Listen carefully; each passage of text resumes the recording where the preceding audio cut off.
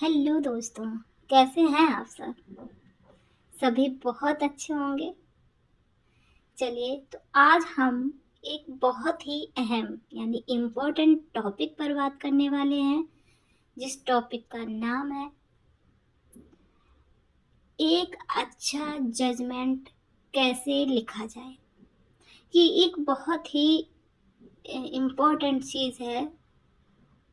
एक बोलते हैं अभी तो प्री का एग्ज़ाम देना है, उसके बाद में मेंस में ये तो पूछा जाता है जजमेंट राइटिंग। अभी हम इसका क्या करेंगे?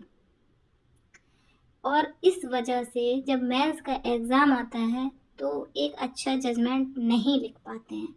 एक अच्छा जजमेंट लिखने के लिए क्या-क्या उसमें खूबियाँ होनी चाहिए, यानी कौन-कौन से इम्पोर्टेंट इंस्ट्रक्शन होने चाहिए जो हमें अपना एक अच्छा जजमेंट लिखने में हेल्प करे।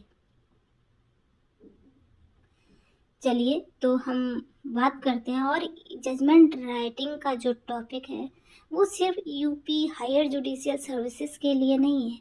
ये आप पीसीएस जे यूपी दे रहे हैं, राजस्थान दे रहे हैं, बिहार दे रहे हैं, एमपी दे रहे हैं, अदर स्टेट कहीं भी दे रहे हैं, अगर आप मेंस लिखेंगे तो आपको जजमेंट राइटिंग लिखना पड़ेगा और इसका बहुत इफ़ेक्ट पड़ता है। अगर आप एक अच्छा जजमेंट लिख पा रहे हैं तो आपके मेंस में स्कोरिंग बहुत अच्छी होती है।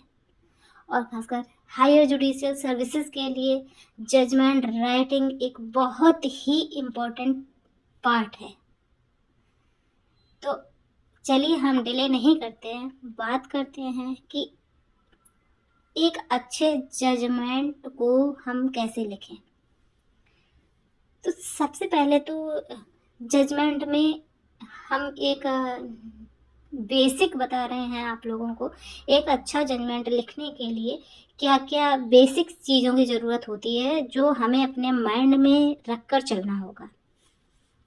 कोई भी फैसला, कोई भी जजमेंट लिखने से पहले हमें एक जज की तरह सोचना होगा।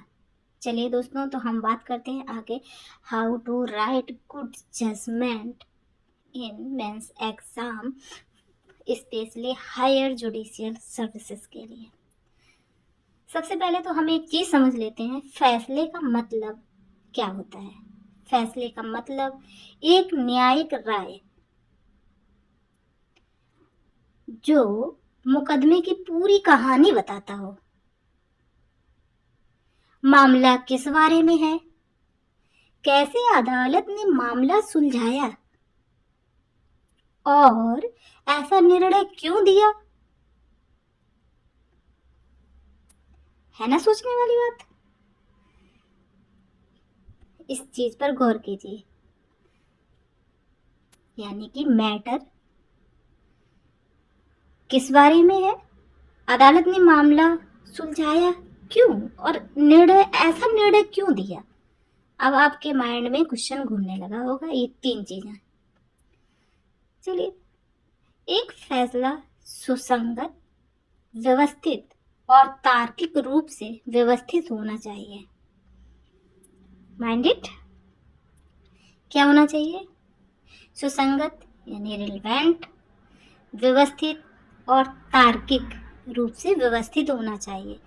पढ़ने वाले के कानूनी सिद्धांतों के आधार पर एक तार्किक निष्कर्ष तक ले जाने वाले तथ्य का पता लगाने में सक्षम बनाता हो, ऐसा जजमेंट होना चाहिए। आप लोगों को समझ में आ गया होगा। चलिए, तो हम अब बता देते हैं आपको अपनी भाषा में, जो हम लोग कोड में पैरवी करते हैं, लिखते हैं। तो जजमेंट में कौन कौन से हिंट्स होते हैं, उन चीज़ों को नोट कर लीजिए। जब भी कोई फैसला लिखा जाए तो उसमें तथ्यों को लेकर स्पष्टता होनी चाहिए। जब भी हम जजमेंट लिखते हैं तो सबसे पहले अपने माइंड में एक चीज होनी चाहिए कि कोई भी फैक्ट है, उस फैक्ट को लेके एकदम क्लियरिटी होनी चाहिए कि किस फैक्ट पर जजमेंट लिखा जाना है।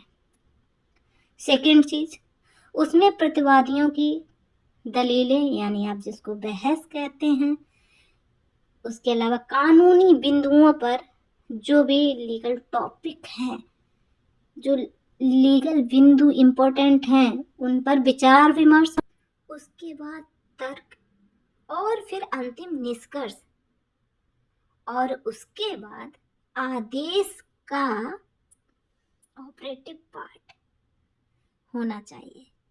उसके अलावा अंतिम रूप से राहत भी स्पष्ट होनी चाहिए, यानी कि जब हम फाइनल जजमेंट, यानी कि जब हम लास्ट में जजमेंट लिखते हैं तो उसमें एकदम क्लियरिटी होनी चाहिए कि रिलीफ क्या मिली है। आप बात को समझ रहे होंगे।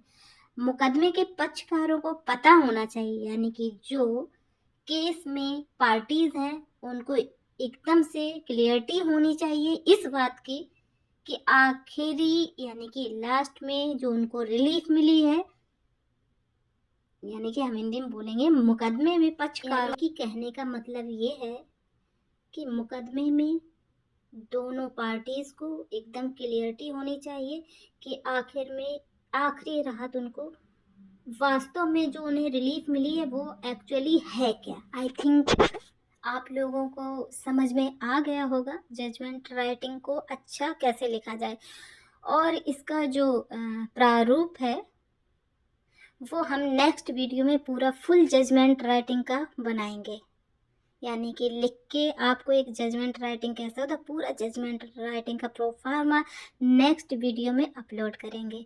आप लोग सब्सक्राइब करना ना भूलें, चैनल को सब्सक्राइब जरूर करिए अच्छी अच्छी इन्फॉर्मेशन के लिए। थैंक